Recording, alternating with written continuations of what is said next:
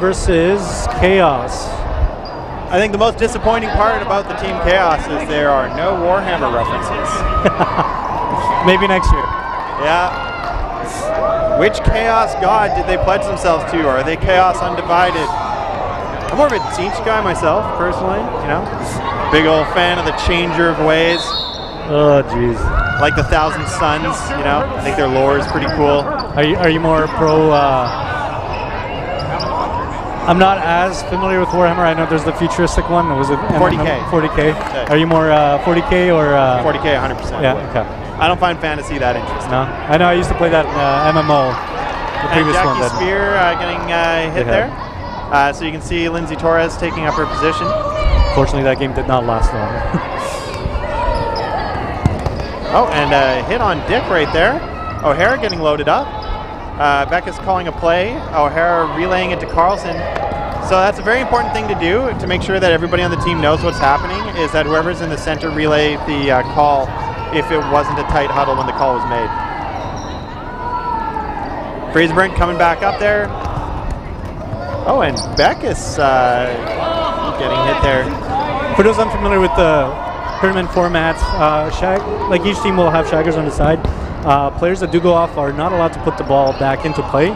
They can stop it, obviously, if it does get in the way. However, they do have to hand it off to a shagger before it does go back in. For anybody wondering where the term shagger comes from, it's a tennis term for ball retriever. The official term is ball retriever. Oh, look at that hit from Katsuya. Oh, very nice. Go ahead. All right, you can see Carlson calling the play, O'Reilly relaying it. Natasha O'Reilly is a great example of somebody who is still competitive at the top level and is either 40 or almost 40 years old. Oh, look at that. Solid catch there as soon as you said that. Also, almost makes a catch and loses a shoe. Former Team Maple Leaf player, I believe. Yep. Team Maple Leaf was the B team for Team Canada when we were hosting because Team Iran actually was denied visas to enter the country, and so to round out the tournament we had to field a second team. An additional team, yeah. I believe that was in Toronto, 2017. So disappointing that politics can get in the way of sporting events. I don't think anybody was concerned about dodgeball players spying. You would think so, but it could be just one of the really obscure things that might just be too crazy to make sense. Could have just been a flex. And I was like, nah, you can't go. Exactly. I don't know what the issue was, if Canada wouldn't issue the visa or if Iran wouldn't issue the travel visa. I don't know. I wasn't too close to the scenario. All I know is that all countries are disappointed. We're not here to politicize the game. We're all just here to compete and have fun and enjoy ourselves. That's what we want at the end of the day. I mean, we do got to keep country security up high, right? However, I don't think that was the case for it, but it is unfortunate. But as the sport grows, we'll have more and more teams competing at the world stage, so I'm sure things will get easier.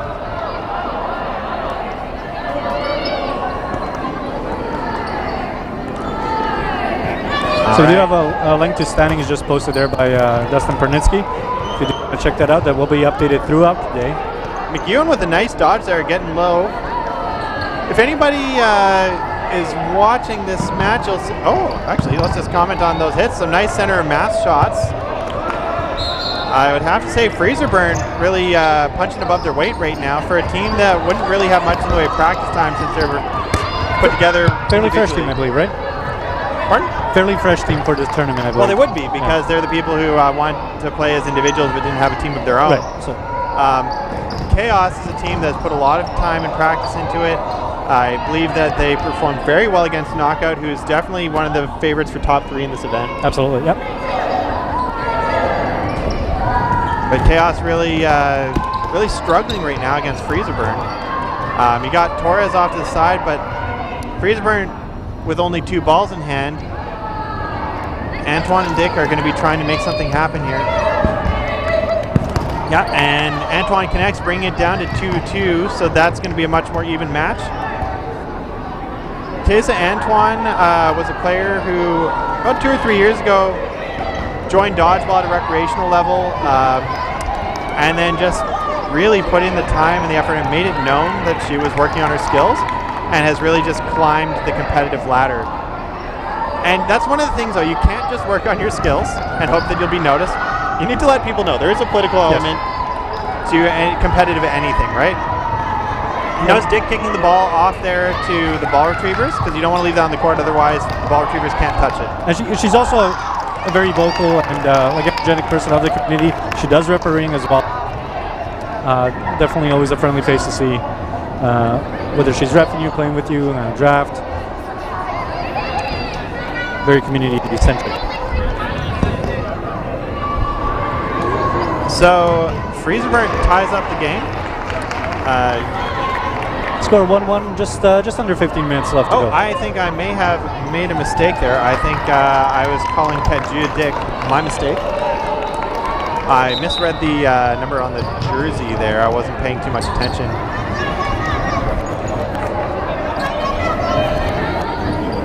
Alrighty, so McDonald there playing a nice active right guard position. Antoine playing active in the left guard.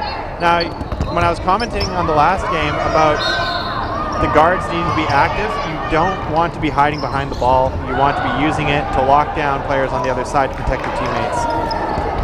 Exactly, you always got to be active on your feet. Primarily guards, but I mean you want the ball, just ready to block, ready to defend, and move up, to slot in where needed. There we go. McDonald with a nice hit. Oh, and her ball goes errant. And look at Antoine cutting that lane off all the way from the other side of the court. So that's where you see that huge difference between players that are willing to do that and excel at doing that. That's where that practice with your team comes. Carlson's really faking the underhand throws, but I've never actually seen her throw a windmill before, so I don't know if that's realistic to expect her to throw it like that. I'd love to see her release it so I can see if she has a windmill. Always fun to see somebody be able to throw that accurately and fast. It always throws me off my game, I know that. Yeah, the speed of release is oftentimes more important than the actual speed the ball carries. And Shala with the catch.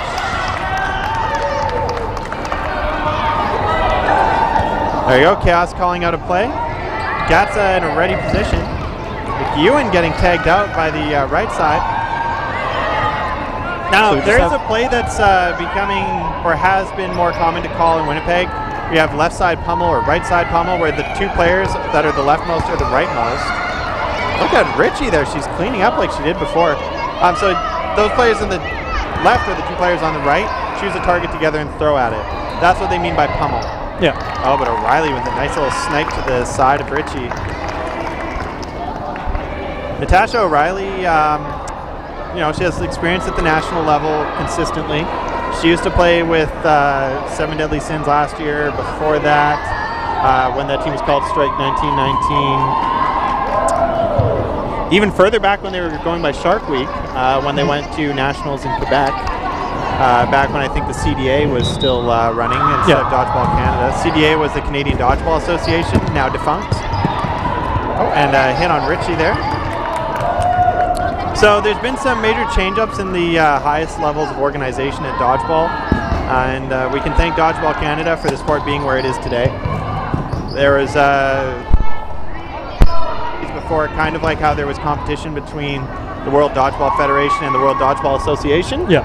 Up until recently, where it seems kind of like the two organizations still exist. Yes, but the World Dodgeball Federation has the vast majority of the players in the leagues, and in my opinion, that's because they just play nice, I guess would be the way to put it. Exactly. Yeah. It's an inclusive organization. Exactly. We don't want to speak too much into it. However, it is all about spreading the love of the sport, development, youth programs around the world. Yeah, that's what I'm trying to say is that people respond very well to organizations that promote inclusivity. Exactly. It's not just about top-level competition overall. It is, training in underdeveloped countries, just promoting the word, getting as many member nations signed up. And what you'll see coming up at the 2020 Worlds for the first time is actually a double format. We'll be introducing the cloth format as well as foam, which you're seeing played here. Yeah, cloth dodgeball has some significant differences in the way it's played. I know one that people like to harp on is that finger blocks are permitted. Yes, yeah. So when you're blocking with the ball, if it hits your finger, you're safe. It is a much faster paced game. You do have a timer, much like you do in foam. but you have to release all of your balls. And isn't it a 5-second throw clock? I believe so, yeah. So that must make... I feel like that would promote more like displays of athleticism instead of calm strategy. Yeah, it's very much more of a rush game compared to what you see here. Well, if anybody saw the dodgeball meme yesterday, you know, holding the balls and throwing together isn't fun. Try clock. Exactly. Might be the thing for you.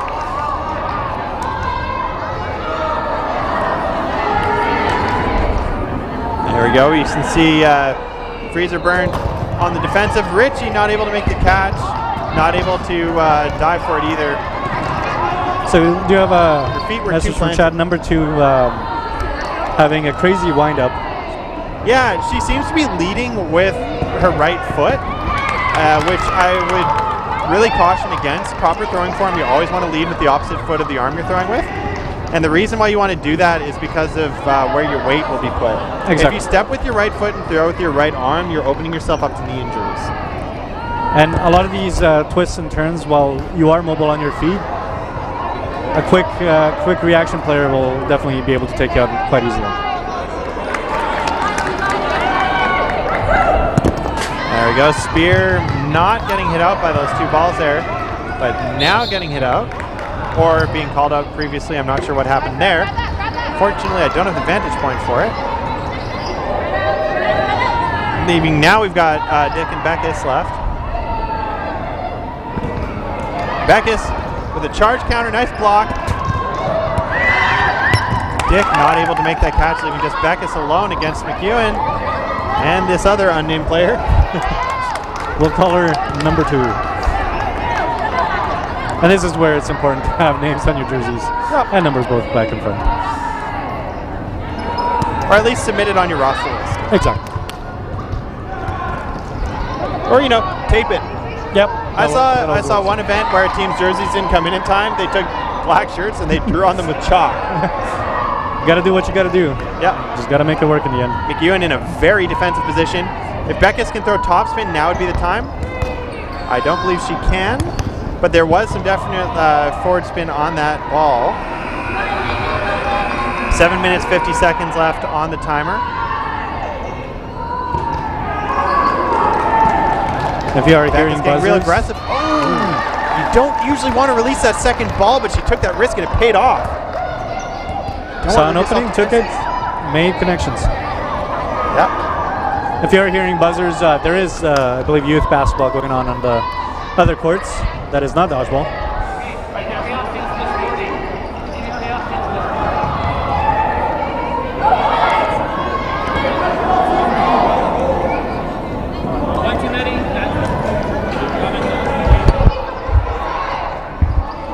Alrighty, they're lining up again.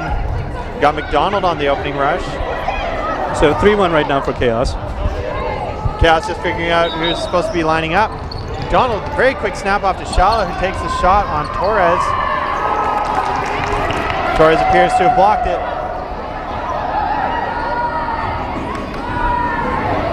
And it looks like the guards from Chaos are not giving any chance for Freezer Burnt to huddle safely.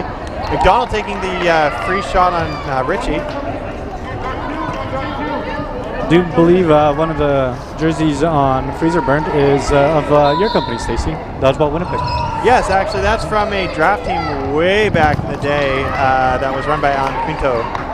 They had the nice little just front left logo. I like it. Solid, simple design. Exactly. I'm actually shocked that that shirt is in such nice shape. Normally, things that have a screen print on them crack up and look terrible.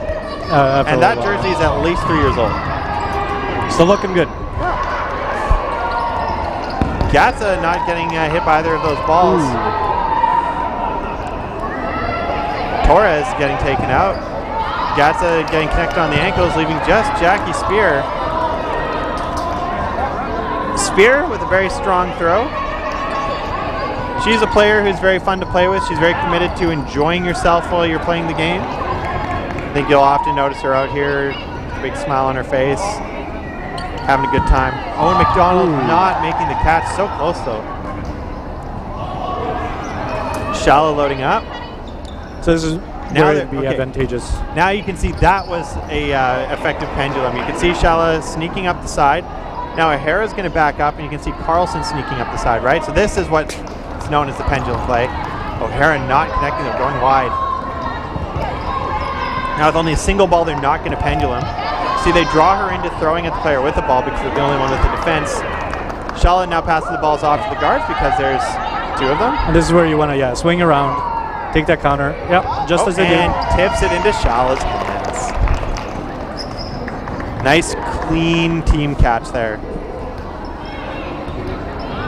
Teams were instructed not to high-five in between the rounds as it slows things down, but you can see the sportsmanship is just too deeply ingrained. Very much so. And I believe after the Epic Go tournament a few months back, a lot of people did get sick with the flu, so also encouraged for that. You will see some people wearing face masks because of that reason. Are there people here wearing face masks? There is one at least, I believe I saw earlier. Though she's worn me, I believe it's Mia. Duchamp? Duchamp, yeah. But that's because she had the flu, not because she doesn't want it. And I quote, she said that she is mostly cure-free there, but just to be on the safe side is wearing it as a precaution. So Chaos has the player advantage right now. Since they have an equal number of balls, it will be Chaos's turn to throw. Dick launches a ball, but it goes just over the shoulder there, number 2. Gilchrist picking up the ball.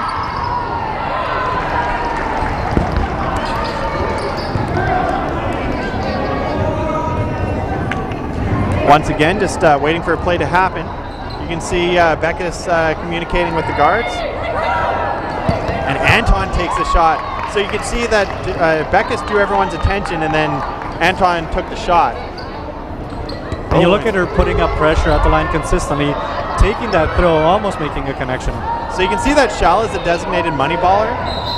That's likely because she either is the best at drawing attention or she's the most effective at blocking. So you really want to put that single ball into the hands of somebody who's good at blocking with the single ball, who's quite survivable. They'll get up, they'll draw attention, and hopefully the other team takes shots at them and they can defend. Favorable exchanges for Chaos right now. You can see O'Reilly at the line, waiting till that ball comes back. And that's solid pressure. Same with Kayla Dick there. And Anton, who just releases out of guard. Does not connect, unfortunately, but it's a solid throw. You want to drive that attention away. Yeah, McEwen taking that shot right to the knees. Gilchrist calling a play to Spear. It's a 6-2 game right now. And getting under that ball and then charging. Spear would have absolutely been within her rights to take that shot back at Antoine. Yep.